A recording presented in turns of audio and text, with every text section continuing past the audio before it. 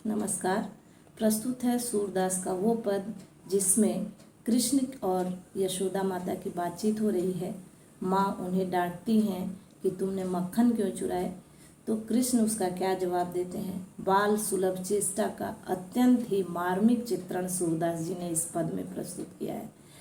तो चलिए उसको पढ़ते हैं। मैया मोरी मैं नहीं माखन खायो, मैया मोरी मैं नहीं माखन खायो। ये बात सिद्ध कैसे हुई, इसलिए कृष्ण ने दो तर्क अपने माँ को दिए। पहली बात कि भोर होते ही तुम मुझे भेज देती हो गाय चराने के लिए, तो मैं मक्खन कब चुराऊंगा माँ, ये बताओ। दूसरी बात उन्होंने ये कहा कि मेरे हाथ बहुत छोटे हैं, मैं बालक हूँ और छीके पर मक्खन रखा है, मैं कैसे ले सकता हूँ। तो सूरदास जी ने ब्रजभाषा में कहा है उसको कि भोर भयो बंसी बट भट क्यों, सांझ परे घर आयो, मैया मोरी मैं नहीं माखन खायो।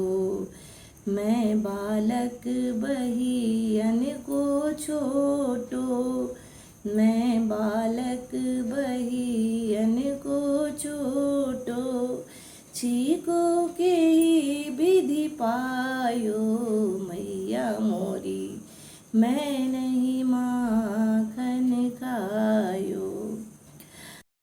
अब कृष्ण जो है जब ऐसा कहते हैं तो माँ कहती है कि ठीक है तुमने मक्खन नहीं चुराए, तो फिर तुम्हारे मुंह में मक्खन लगा कैसे।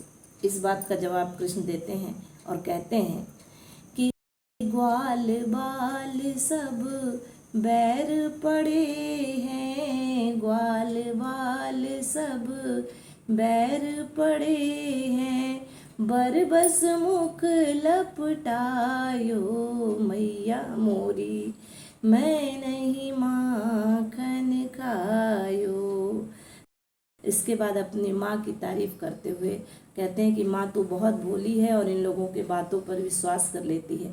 इसको कहते हैं वो कि तू जननी मन की अति भोली, तू जननी मन की अति भोरी, इनके कहे पति आयो, मैया मोरी मैं नहीं माखन खायो, मैया मोरी मैं नहीं माखन खायो।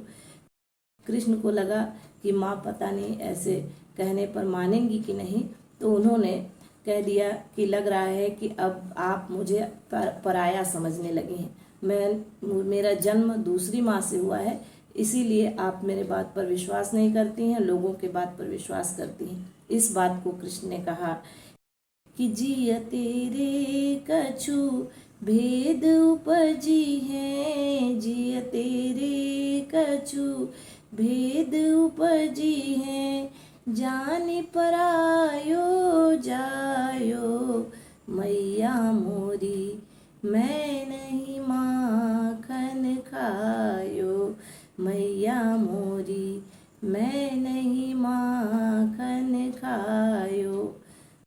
हैं तो बाल श्री कृष्ण, छोटे बच्चे हैं, इतनी बात कहने पे उन्हें गुस्सा भी आ जाती है और फिर वो अपने लकुटी और कमरिया को फेंक करके गुस्से में माँ से कहते हैं, ये ले अपनी लकुटी कमरिया, ये ले अपनी लकुटी कमरिया, बहुत ही नाच नचायो, मैया मोरी मैं नहीं माखन खायो, मैया मोरी मैं नहीं माखन खायो।